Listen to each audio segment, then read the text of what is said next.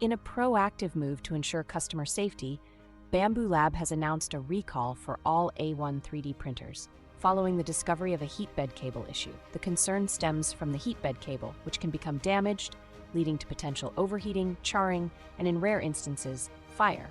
Despite the issue affecting a mere 0.1% of units, Bambu Lab's commitment to safety has prompted this recall.